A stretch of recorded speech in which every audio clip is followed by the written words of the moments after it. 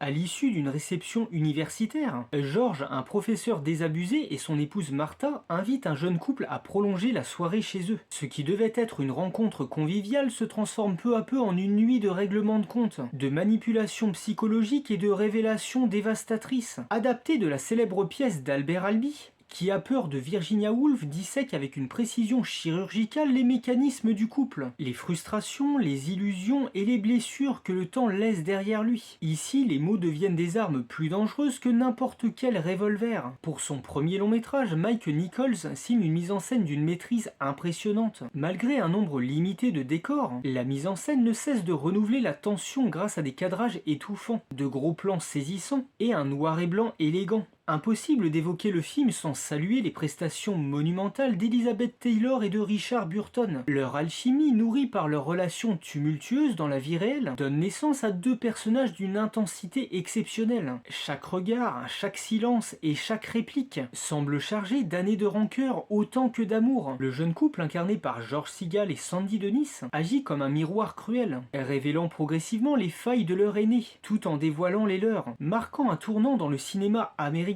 des années 60 en abordant frontalement la sexualité, l'alcoolisme, les tabous psychologiques et la frustration conjugale. Son immense succès critique ouvre également la voie à un cinéma plus adulte et plus audacieux. Scénario brillant, dialogue d'une finesse redoutable, montée en tension parfaitement maîtrisée, et des interprétations souvent considérées comme les plus grandes de l'histoire du cinéma. Malgré un rythme reposant presque exclusivement sur ses dialogues, son intensité émotionnelle reste éprouvante, et son atmosphère oppressante laisse peu de place au répit. L'œuvre montre comme les illusions peuvent devenir indispensables à la survie d'un couple, tout en interrogeant notre besoin de fabriquer des mensonges, pour supporter une réalité parfois insupportable. Derrière cette guerre conjugale se cache une profonde réflexion sur la solitude, le vieillissement, l'échec et la peur du vide existentiel. Plus qu'un simple huis clos, Qui a peur de Virginia Woolf démantibule les relations humaines. Chaque échange retire une couche de façade jusqu'à mettre ses personnages totalement à nu. Prouesse du cinéma psychologique, cruel, bouleversant